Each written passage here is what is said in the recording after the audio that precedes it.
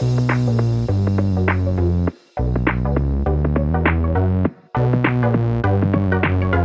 welcome everybody to another episode of Chris and Dave's Reality Cast. I'm one of your hosts, Chris Phelps, and my co-host and very good friend is Mr. Dave Horrocks.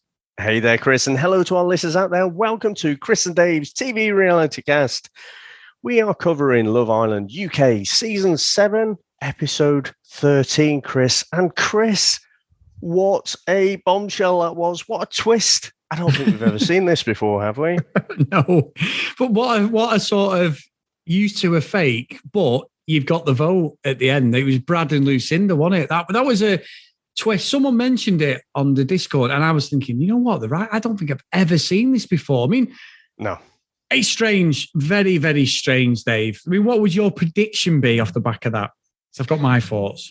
Well, obviously, the problem is with, or not the problem, but the way ITV set up these votes is that people vote for their favourites. So whereas everyone's mind goes to, right, I'm voting this twat off, you only get to vote for your favourite. Now, I abstained from the vote because I went on there and I was just like, you know what? I don't actually have anything in the game for any of these couples. I think Jake and Liberty are about the best out of a bad bunch, but I'm still waiting for miniature George Michael to have his head turned.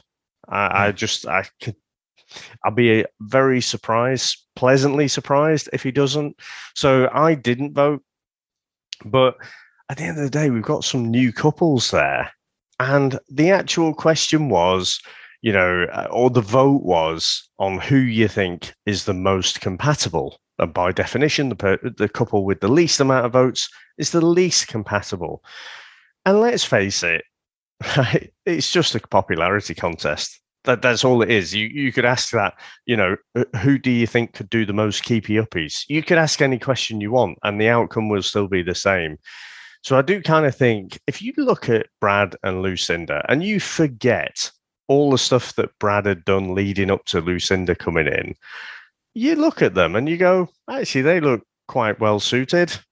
I wouldn't want to be in a conversation with them, to be honest. But, in terms of how they look particularly, and then they went on the date, didn't we? I don't know if we want to talk about that at all, but, they seem to get on okay there. So I don't think they're the least compatible, but I think the chickens are coming home to roost, aren't they, for what Brad had done up until this point. Yeah, and to be honest, though, Dave, look, I'm the same. Everyone online is saying that all the boys are boring. Brad is a joke. We've got a great email from Denise that I want to talk about with Brad especially. I think it really frames how people are thinking about him and how he, just in general with the guy. He's not aware, I don't think. He thinks on a TV show, it's all fine and dandy. But him and Lucinda, I suppose, they don't have to have this intellectual conversation that we're all asking for. Like we say, like Millie and Liam, it's also like, all right, yeah, and all that. And Brad and Lucinda's the same. But she come back cooing, saying, oh, it was a great day and everything. I saw nothing. It was as boring as fucking dishwater. But yeah, if that makes them happy and there is a connection, then who are we to say anything? It makes a boring fucking TV, let's be honest. But if they find that there's a connection there through that, good on them. I don't really see it. And I think the public are not deceived either. And what I would say with this voting thing, Dave, it's almost, Mr. Horrocks, as if the producers want to keep fucking Brad in longer. Now, whether he's got some sort of affiliation with someone at Love Island or his agent has done something, but it just doesn't make any sense why he's still there, because he's offering nothing. We get maybe one or two lines an episode of dialogue from him, and that is it. That is it. He's not bringing anything to the table for me to warrant him being in the show. Apart from his ravishing good looks, of course. Well, obviously, yeah. And that's not a jealousy thing. He is a good-looking lad. I'll give him he is. And you know what the thing is for me, though? He plays up this kind of persona like he's from this little town, that have barely seen electricity in the last 20 years. And I just don't buy it. It's from just outside Newcastle, which is one of the best nights out you can get in the UK. You know what I mean? And he says, "Oh, I'm not. Was it Amber or whatever? Wherever he said he's Amble, I think it might have been Amble, yeah, Amble.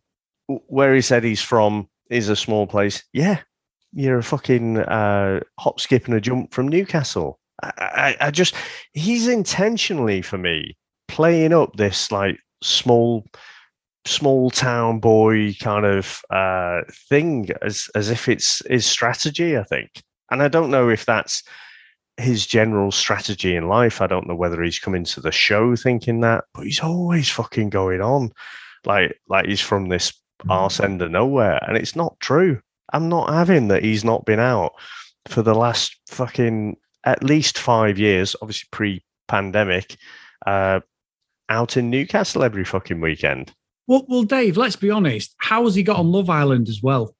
If he's living in this thingy, what has he done? Has he just all of a sudden someone randomly turned up on the street and said, "Would you like to go on Love Island?" when he's in this sort of back end of nowhere?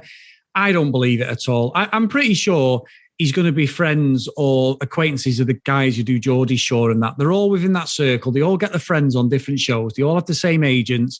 That's exactly what's happening here. I'm not saying there's anything wrong with that, because once you get a social media career, you can be set up for life, Dave. And that's what I feel that you're right. He's trying to pull the wool over everyone's eyes. And nothing's come out yet, to be fair to him. Nothing's come out to say, actually, he is a party boy, blah, blah, blah. But everything he's done points to that. And I think I've not seen many people supporting Brad, Dave. Not many. Well, the whole thing on the date with the champagne, it's like, oh, I've never had champagne before. What? Never? Never been out in Newcastle and like seen a hen do or a stag do or something? It doesn't ring true to me. But anyway, I mean, Chris, where do you think this challenge will go? Because we've never seen this before, but it's essentially Brad and Lucinda. You get to make the choice. One of you is going home, and you get to make the choice. And I can't really say how it's going to go. I don't think either of them is going to want to actually go. If I was just trying to detach myself, I'd say, well, Brad, you've had a go at Faye, you've had a go at Chloe, you've had a go at Rachel. All right, you might have met Lucinda, but you're losing her one way or the other inside the villa. So you've had your time, you've had your chances. Lucinda should stay in, really. But I just don't know. I think Brad might be trying to wiggle his way into staying. But if he's really as smitten as he portrays himself as being, then actually you might say, well, let's leave together. Yeah, and you know what, Dave? We've had this similar situation where one of the couples has been split up. And one of the series you've done where the guy was supposed to go with the girl, and then as soon as he was like, all right, yeah, I'll see you on the outside, and then starts trying to crack on with other girls. So I think Brad will just play the game. I think he'll manipulate the situation. Lucinda's going to go, and I'll be amazed if he does the gentlemanly thing, Dave. I'll be amazed, because we've had it before, that sort of, well, if you found love with me, why do you need to be in the show? Because they get a media career afterwards and they're not really into you. And that just proves it to me. It'll just prove that it is all a big game for Brad if he stays. It'd make better TV, because I think the backlash, fucking hell, would be unbelievable. I don't think the girls would be very happy either, Dave. So, well, here's the thing, though. Lucinda has made very little effort to gel with the whole group. Yes. So you've got this self-titled naughty trio. I don't know why. Just trying to make themselves look cool. And they hang around. So she'll probably have the backing of them. If it's one of those, it's a tie. Lucinda thinks Lucinda should stay in and Brad thinks Brad should stay in. Then it might go to the Islanders. And obviously, it's going to cause a little bit of drama. So I'm kind of hoping it goes that way and they fall out a little bit about it. But if it went to the couples, well, you might say, well, Millie will want Lucinda to stay in. Liam will go like, aye, all right. He won't have an opinion on it, I don't think. But like, I don't think in Jake and Liberty, well, Jake's going to pull for Brad. I don't think Liberty's going to necessarily pull for Lucinda. Kaz and Aaron aren't going to pull for Lucinda. You know, if you start going through Sharon and Hugo, they're not going to pull for Lucinda either. So True. If it goes out to the couples, I think Lucinda might fall short, given that, you know, she just hasn't built up any other relationships other than Brad and, like I say, the other two, Chloe and Millie. Yeah, I agree. It'll be interesting to. Do you think? I mean, they can't drag it out, Dave. It's got to be nailed on at the start. They left it on a cliffhanger, didn't they? Unless they give them 12 hours or something to do it, or 24 hours. I don't know. I don't know whether it'll just be let's do it now and that's the end of it. They didn't really give a time scale, did they? No, I mean, I think the first bit, you know, so before the ad break, they're going to have some of that discussion. We'll see their thought process. So fucking hell, that's going to be painful watching, I suspect. Subtitles are necessary, ITV, if you're listening. So loads of people have said that, haven't they, about Brad? I know in one of the emails today, Kayla said that, but it's very difficult to understand what he's saying. Yeah, and it is for us, honestly. It's not quite English that he's speaking. But what did Toby say to him before he went on his date? I don't know. I said something like, only one, are you all right? Or something like that. It was some kind of phrase that Brad uses over and over again to like join up two sentences or something. God. But yeah, I think I think our overseas watchers won't miss him too much because they'll maybe get someone in who they can understand. No, I agree. But I tell you what, Dave, what about Liam? He's Calvin Klein's, Millie in a negligee, Liam's. I was going to say something. Liam's episode 3. Yeah, Liam's balls, shall we say, Dave? Yeah, I do. You know, he's dull as dishwater, isn't he, Liam? But I do appreciate there's just occasionally the thing that is a little bit funny, and you know, you see Millie, she's getting out all the sexy lingerie and stuff. What should I wear? And you know, really agonizing about it. The lads ask Liam, and he's like, pair of boxers, like. You know, I sort of admire the nonchalant arrogance of it, even though it's, you know, it's not a great trait, to be honest. But then he pulls on the boxers and you're like, fair play. across like they've had two people in the hideaway in the UK one now, and we've had it in the US one. They must be told to massage because, you know, obviously without cameras, you'd be going at it like genetic jackhammers, Dave, wouldn't you, really? Let's be honest. You're in that position. They're both single. They're both young. It must be something they do. The drawer that they pulled out looks like they've been to Ann Summers and done a supermarket sweep. There was all sorts in there. Not just outfits. There was fucking toys and everything, I think, by the looks of it. Yeah. So they're not going to show that, I know.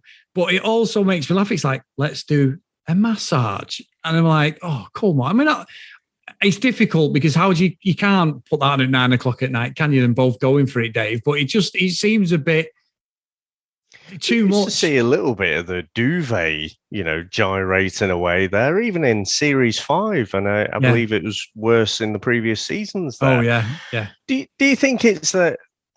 I mean, Liam says to the lads, "Oh, it was all PG." Do you buy that? No, I don't. They were really close. And it made me laugh was when Millie pulled a quilt up to have a look at his rather excited package. And the mirror behind almost revealed it, Dave. I don't think she really? Yeah. So just behind her, as she lifts it up, we're looking from the front, but you can see that she lifts it right up, but she's not aware of there's a mirror just over her left shoulder. So yeah, we nearly got more of an eyeful than we needed to. But I think the problem is when they come in the morning, it's like, I love the way they do it on this is because we've just seen it in the US one as well. It's like they've been away for a month and nobody's seen them. And they come in and it's like, yeah, what Well, like you said, the Grease thing, let's all cuddle together. Tell me more, tell me more. And it's like, well, we had a bit of a cuddle. Yeah. Okay. But Brad was quite funny because he said about rubbing his back and he went, did you rub your thigh as well? And all that. The way he delivered it was actually quite funny. But yeah, I don't see what it benefits because they're aware of where they are on the TV, and maybe they have toned it down, Dave, because of sponsors and that. Because in the past, nobody cared. There was people smoking. They used to get absolutely hammered. Obviously, the drink plays a factor as well because they're not having a drink. So I'm not saying that's right or wrong, but they're only allowed one alcoholic drink. Whereas in the past, people used to get fucking wasted and want to fight people. So there is a big swing in the way the show's produced now. I can't figure out if they're being directed to, keep it toned down. And it's almost like a too hot to handle type of thing. It's like you've clearly got the hots for each other massively. You both want to rip each other's clothes off. Or is it just that they are so aware that they're beaming into millions of households, not only in the UK, but around the world as well? And they just don't want to, they don't want their mums to see them on this show in that way. Yeah. Because I know, I think it was last week, I heard, or there was an article about it, and Kem was saying that, so Kem from Series 3 was saying he regrets having as much sex as he did in there. Because, he's moved on a bit and, he's got staff reporting into him now and stuff. So, he's a little bit embarrassed about it. If he had his time over again, I'm sure he'd do exactly the fucking same thing. I was going to say, but someone like Kem, who's a hairdresser, and I know you didn't watch that series, he wouldn't be at the dance if he didn't do what he did. He got his own reality show afterwards with Chris Hughes. They were best mates. They're still best mates. They still pop up. They're on the before the show and in the adverts. They were two good mates. He wouldn't be there if he didn't do what he did. He got with Amber. They won it. They were a great couple. They're not together. That's it. He's on reality stuff. He's doing all the circuits like the Keith Lemon crap and all that. But he's doing the podcast as well. And he's been 3 years or 3 seasons he's been doing the podcast for now. So he's got a career off the back of Love Island. You should never forget where you come from. He's a lovely guy, Ken, by the way, Dave. He's a good guy as well. He wasn't a typical thing. He was a good guy. I think he was Cypriot or Greek, I think. But he was such a good guy. So I've got no problem with Ken, but it's weird how they look, you do get embarrassed. You look back on stuff, don't you, years later and go, oh my God, what is that? But I can get it if he's got kids and all that stuff as he gets older, maybe. But it's like you're earning money off the back of this now. So just embrace it. I just embrace it. That's it. There's nothing to be ashamed of. Yeah. But it definitely seems we've had 2 couples in the Hideaway now. I almost think, Chris, if that's the extent of it, retire it. You don't need a Hideaway, really. Yeah, I agree, Dave. I mean, you can never retire Casa Amor because that's another staple. No. But the Hideaway, exactly, the Hideaway is just a fucking waste of time. It's just a waste of time. Now, Chris, with another couple, so Liberty and Jake, I think these are quite divisive, aren't they? Because I want to believe in this couple. I really do, because it's the only thing resembling a couple. I think we've had, of all the seasons that we've watched across UK, US, and Australia, this is the weakest season so far in terms of couples. That doesn't mean I'm not enjoying it. Of course I am. But in terms of couples who you're rooting for, there just aren't any. But we had this conversation, Jake and Liberty, Toby and Chloe, and it did seem that Jake was saying more of the right things there. He was saying, he is falling for her. Liberty's saying she's holding back a bit, she doesn't want to get hurt. What did you make of all of that? I'm with you. I'm absolutely with you. And I think that a lot of the public perception is the same. He's doing everything right. And maybe he has had that moment to go, you know what, I was stupid. But his dialogue from the minute he got with Liberty was all about, if someone else comes in here, I'm off, basically. I'm going to explore it. He goes in the Hideaway. They have this romantic night. She really does get dressed up, all sexy and everything. And he turns up like he's going to a fucking rave in the Ibiza nightclub with his fucking shades on and everything. Too cool for school. I'm not buying it, Dave. I'm not buying what he's selling at all at the moment. I really want to be proven wrong. And the Liberty almost said she loved him in tonight's episode. So that is an issue for her. She has fallen for him a lot. And if he dares does the dirt on her and Casa Amor, Dave, we are going to go to Mallorca. I'm going to shave his fucking beard off. I just feel like, again, you're sort of second guessing. Is he just being a bit too aware of the game and knowing that, okay, I'm coupled up with you now. It's been great. You know, you are great. But I still think he looks at her like she's an 8. And he's, in his mind, he's thinking, you know, there could be a 9 or a 10 out there. Yes. And, you know, I can maybe hit it off with them. And I think from some of those conversations, I just feel like he's waiting for that better connection with someone. Yeah, I agree. I think that's a great way to put it, actually, Dave. Yeah, well, I mean, let's see. Again, I hope I'm wrong, but he needs to do more to prove it. Yeah. I think you can't just say, oh, yeah, I'm falling for her and stuff. I want to see Jake properly tested, and I want to see him stand up to the test. Yeah, I'll be the same. It's going to be Casa Amor now, I would think, in a few weeks. I think that's going to be the only thing that would convince me. Yeah, and also, I agree, because I'll talk briefly about the way it all ended. I've got something else I want to bring up as well, but I thought it was a bit too cocksure with Liam when they were winking at each other. It could be a nurse thing, but it was almost just to say, yeah, we're the top boys here. You know, we're in the most solid relationships. Exactly what you said, and I don't know. It just didn't. I don't know why I'm properly like hot on Jake. I just don't believe him. So look, we can be wrong. I'd love to know. No, maybe not the right words. What I mean is, I'm hot on the fact that I don't believe him. I'm really trying hard, and I've not heard anybody support. Like, look, if someone out there supports him, please get in touch with us, because just for a different perspective, it reminds me that we're so happy with like Liberty. I think she's such a nice person that you sort of think, oh, don't do it to her, don't do it to her. And it could just be he has been hurt in the past, and this is his way of dealing with things. He's just trying to be too cool for school. And I don't know. And just try always leaving that little door open for the olive branch. But I do think as soon as some other blonde comes in, Casa Amor, Dave, he's going to be like fucking the Emperor's New Clothes. He's going to be up there like a rat in a fucking drain pipe, that fucker. But I love to be proven wrong. It has to be a two-way thing, because you could say, well, he was tested a little bit when Lucinda and Millie came in, but I don't think they gave him time of day. He had a chat with Millie, didn't he? Yeah. Which, you know, Liberty, that was when she pulled him up and she's like, look, I'm not going to sit here and just watch you try and chat up every blonde girl that walks in. But I think Millie only had eyes for Liam. And she also had a choice of 3 people, 3 chefs to come out and deliver a starter, main, and a dessert. And Jake wasn't in that top 3. So he knows he's got very little chance with those 2. It needs to be with someone who's going to actually make a beeline for him.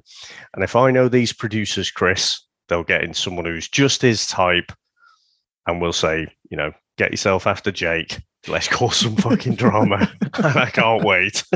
I'm the same. And you know what, Dave? I regard myself as, you know, a pretty good, you know, house chef, I suppose, you know, domestic chef. I'm not going to absolutely blow you away with a Gordon Ramsay fucking little plate or something and say that's a Michelin star piece of chicken.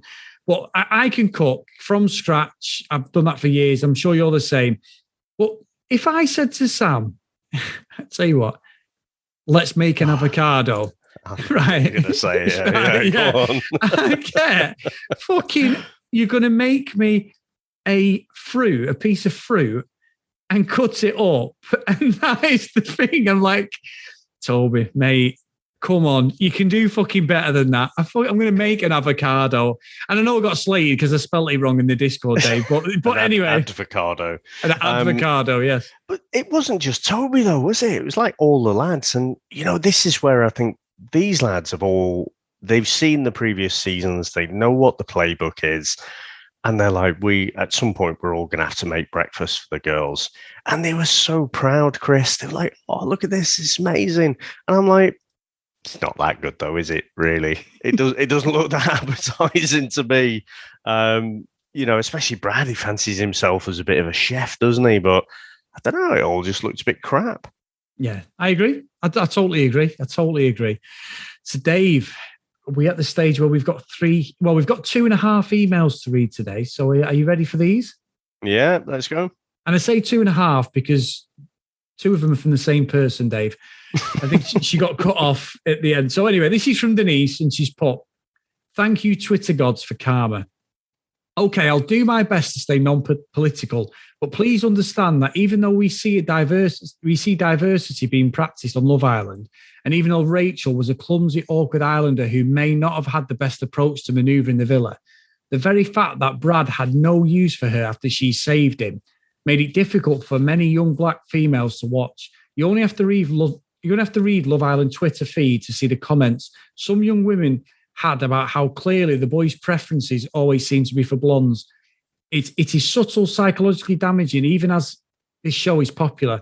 So when Brad went gaga over Lucinda, you can imagine it did underneath her many girls of colour. Rachel's rejection was not just typical in the scheme of the game. I'd like to think that that twist ending was the producers sticking it to Brad for his faultless behaviour. Now that, Dave, is a brilliant take on it. And I'll just finish off the half bit of the email because it's a couple of lines. Just put, I wrote the previous email in haste from excitement. You guys, I can't do this show without your humour. Denise from Brooklyn. So thank you, Denise, hence the half. So what do you think of that, Dave? I think that's a really, really good email. Yeah, so the half, incredibly heartwarming. So thanks for that. Some really great points, though, about what Brad's done. I guess, so we've made no secret of the fact that we think Brad's a bit of a douchebag, and particularly, how he treated Rachel after he'd completely thrown himself at her. There was nothing in reserve. She was completely his type. He completely went after her, made her feel great, and she was like, "Oh, he looks like a fuckboy, but he's really nice." And I remember the episode, and we're like, "No, go with your gut. Your gut's right." More though than Brad, though, he's just a bloke who's on Love Island. I'm looking at the producers and who they're choosing to put on this thing. Now, you could say, well, Brad's words. He says things and they're not quite true. I'm sure he thinks that they're true. But when he's talking about like the dark features and things, and that's his type, and Lucinda comes in with exactly the opposite, and he's like a dog with two dicks. You've kind of got to go a little bit past that. And I even think with Teddy, Teddy dated Rachel, Kaz, Faye, and Sharon. And then he ends up picking Faye, who's also the blonde girl. And it is fucking shit. I think the producers have to be a bit more culpable in who they're getting on. And, ask that honest question about your previous dating history, because it seems like they've got a bunch of blokes whose type is fucking blonde girls. So you can say, well, these are people with free will and, they pick who they're attracted to. We can't do anything about that. But I kind of feel like they can. They're just putting people in there who go after the same type. Yeah, I agree with that. And if you flip it, if you've had chance to watch the US Love Island, there is a perfect example of a diverse range of people. Diversity in exactly how it should be, Dave. Everybody has different tastes. And there isn't that spread. Though there's more of a spread of people across. And I do agree with that. I agree. The UK one is catered to that a lot. It really is. Yeah. What about Love Is Blind? Remember that? Yes. And you had that guy on there. He was a white guy, and he only dated black women. Because that was his type, if you like. I use in 80s quote fingers there, type. The most ridiculous white guy rap I've ever seen in my life, by the way. Terrible. But you've got to watch it just for that comedy value. But so they've got him on that show. There's other people like that, and I just feel like it's a bit of a cop out from the producers, quite honestly. So yeah, I do. I think it's damaging. I still think, must have said this 5 times, Rachel was truly fucked over in only being given Chugs and Brad. And as an option, having to pick Chris out of the bottom two, the people who weren't picked from those fuckers. Now you could say that, she didn't pick herself up after that and go and try and connect with someone else, which she could have done. But I mean, that must have been a right fucking kick in the stomach, mustn't it? Yeah. What Brad did. Yeah, I agree. It was because we said that we talked about it a few times, but it was the way she was his type, then she wasn't his type, and he was grafting too hard. He did fuck all, didn't speak to her, but within the next day, as soon as Lucinda come in, he's like, "Oh, if I've got to graft this out, then there's no point." I'm thinking, you've done nothing. You've not grafted. You've done fuck all. So yeah, it's just fucking gameplay. It's recoupling speech, though. And the fact that he's saying about coasting in there, and until Lucinda came in. So I'm not letting Brad off the hook at all. No, I just think the producers are a bit in shit corner as well for me. No, I agree. And we've also got another email regarding Brad from Dave. Kayla. Now, obviously, we've got some amazing people, but she has put the throne icon next to her name at the end of the email, Dave. I think she's going back for the title, Dave. And those of you playing bingo at home, make sure you take that one off. Yeah, take that one off. Hi, guys. I find most of my joys come from watching Liberty and Kaz together. That they should just couple up and split the money. Not wrong. I don't really believe a word Jake says about Liberty. I think he's like having his ego strokes and being in a stable couple, but he just seems like a child next to Liberty. The bottom three couples made perfect sense to me, and hopefully we'll be saying bye to at least Brad, because God knows I never know what he's saying. I'd be surprised if Lucinda left with him, but if they really like if they really like each other, quotes, they'll go home together. I don't really care for Sharon or Hugo. Hugo is the same nice guy who no one likes every season, who becomes an arsehole as soon as they get attention in Casa Amor. Keep up the great podcast, Kayla, with the crown, Dave. So thank you, Kayla, and thank you, Denise, as well. Brilliant emails. You know what? It's a brilliant point, and I don't think we've talked about that much. That kind of friendship between Kaz and Liberty is brilliant. We've talked about there's cliques developing as well, but them two one-on-one, I just find it really heartwarming, and so, definitely hoping they stick around, and I agree they should couple up, split the money. Yeah, do it. They're two nice people, Dave. That'd be completely great TV to see that as well, just to shut some of the lads up and show how sincere they are. I've got a horrible feeling, though, Chris, that as dull as Brad is, he's kind of got this villain persona at the minute, and that the producers might want to keep him in, because as negative as the reaction to him is, he does create a lot of chatter. Yeah. Whereas the only chatter Lucinda creates is, she really 21? Yeah, that is a completely separate conversation, Dave. Yeah. You are correct. So, big thank you, guys, to our Patreons. Patreon.com/CD RealityCast. Amazing that we've got so many of you. We can't thank you enough. So, the roll call of honor, we've got Kent Gustafson, Lucky Lulu Green, we've got Lauren, Tracy, Haley, Hennessy Green, Susan, Priscilla, Ed from David Brent Love Island, Hannah, Dee Dee, Katie, and Libby. David, I've now got a pause halfway through to catch my breath. That's how many we've got. So thank you so much, guys, for supporting us. As always, get over to Facebook, Chris and Dave's Reality TV Cast. Our good friend Charlene's running it. Get there. We'll approve you and get the chat going about the show. There's some great conversations over there about all the stuff that we love. If you want to email us at... No, that's not at. If you're going to email someone, Dave. If you want to follow us on social medias, at CD RealityCast. If you want to email us, cdrealitycast@gmail.com. So, Dave, we are not even halfway through yet, but I'm hoping finally we're going to get some drama in this UK one, because everyone is socially aware. I want a bit more. If you get a chance, the American one is showing the UK one up, Dave. And I say that as a UK national who would love to be American, Dave. But there you go. And Chris, can we mention about an appearance that Yes. Probably will happen tonight, but I'm always thinking what could go wrong. Something might fall through, but let's not be negative. This should happen tonight.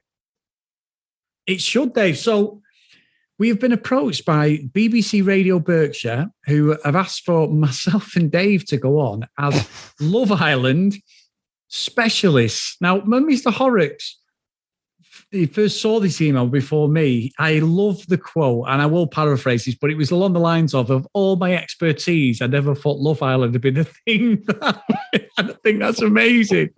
So what we're going to do is, guys, it's online, BBC Radio Berkshire. It will be 8:10 p.m. Greenwich Mean Time, UK time. And it's going to be myself this week, and then Dave will be next week, and we're just going to do rolling basically commentary for 5-10 minutes with Michelle Jordan, who's the presenter. So we can't thank Michelle enough for her team getting in contact with us. We don't know what to expect. We're just going to talk about Love Island. But the fact that we're now classed as Love Island specialists, Dave, that is probably one of my proudest moments ever. And I'm not joking either, but there you go. It is Berkshire, by the way. That as well. I don't know if that's because I've got my passport and I'm down here now, but that's generally how people don't call it Berkshire. But you do have that great David Brent moment in Life on the Road, don't you? Because Reading and Slough are both in Berkshire. So he goes to get a tattoo, Berkshire. You've just pronounced it there. But he faints halfway through, and so he ends up with a tattoo on his arm that just says Burke. Oh my God. Unbelievable. But no, honestly, we are both so humbled. It's unbelievable. So we'll see how that one goes, guys. If you do get a chance, please tune in, because it'll be me, and I'm looking forward to talking to Michelle. Yeah, awesome, mate. Well, another episode in the bag, and I'll speak to you tomorrow. Bye.